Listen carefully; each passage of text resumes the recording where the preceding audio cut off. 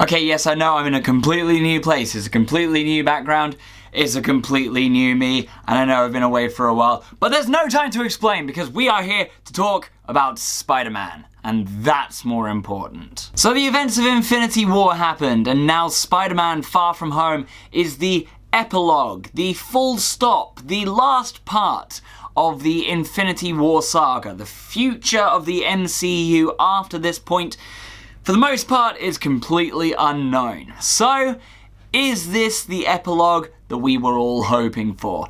Let's get into it. So, Spider-Man Far From Home is the second Spider-Man movie that there has been since the turn of the century. And yes, the benchmark by which we're measuring these is still Spider-Man 2, so let's bear that in mind. And Far From Home picks up pretty much right where Endgame left things off, with Peter Parker and the rest of the world getting used to the way things are now after the blip, and with the death of Tony Stark. I would say spoilers for that point, but Avengers Endgame is one of the highest grossing, if not the highest grossing film of all time by this point. So if you haven't seen it by this point, where have you been? Peter Parker is due to go on a school vacation around Europe and wants to put into play a plan that he has to impress MJ along the trip.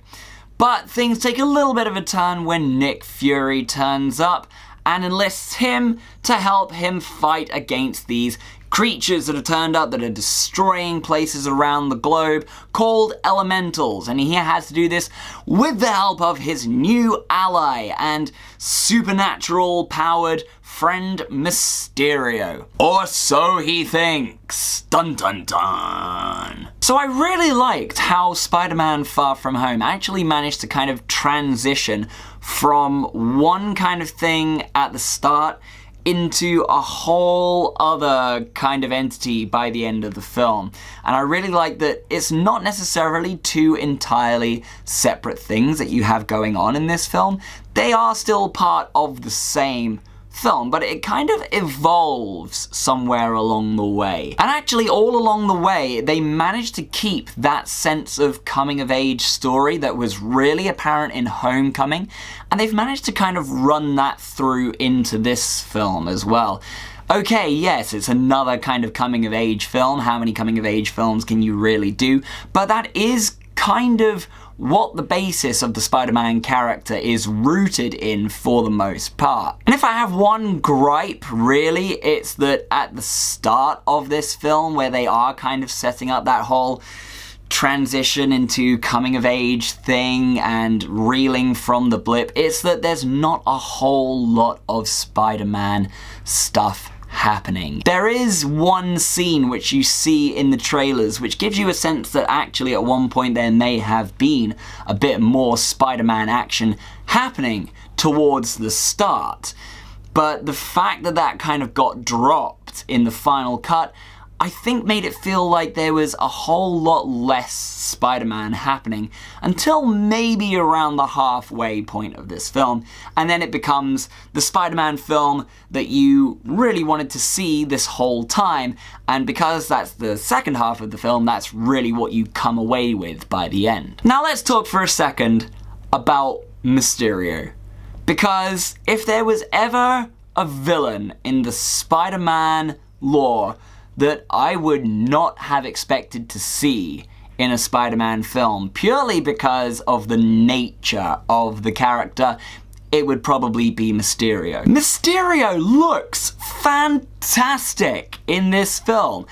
All of the parts of his suit that you would think would be left on the cutting room floor because there would be people in the production going, no, that's too silly, it's too far-fetched, we can't have that in a Spider-Man film. It's in there, and it looks brilliant. Even the full fishbowl head that he has, it's all there, and it's everything that I wanted to see included for Mysterio, because if you're going to include Mysterio, you may as well go the whole way and include all of the crazy parts of his outfit. And it's kind of because of everything that they did with Mysterio and everything they made him do, and the whole second act of this film with Spider-Man, it really made me feel like that is what I've paid to see here. Is this the best Spider-Man movie there has been?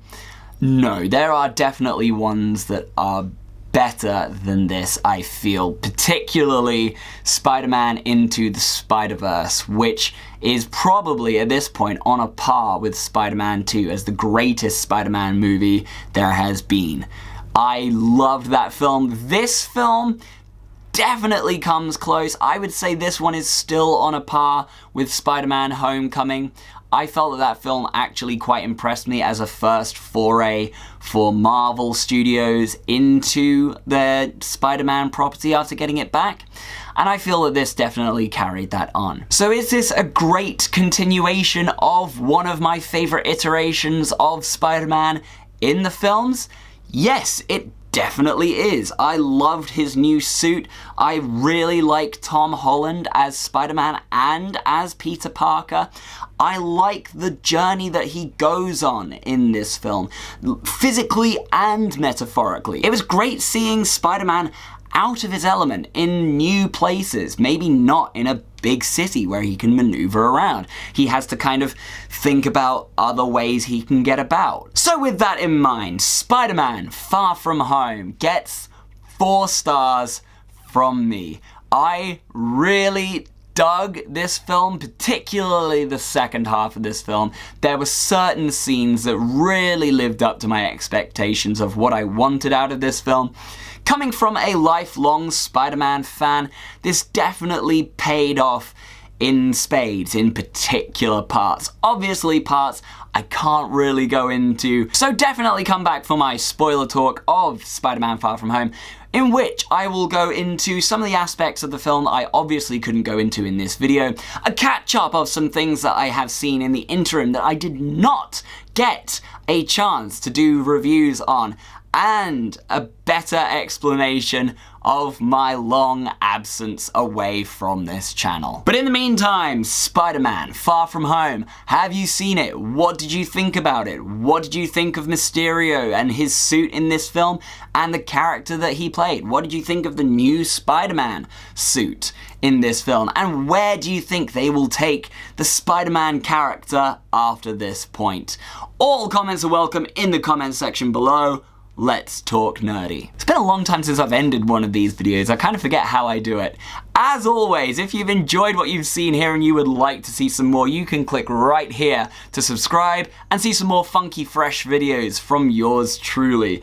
If you want to leave a like while you're at it, I would appreciate that too. And until that point, what else is there really to do other than yes, Spider-Man.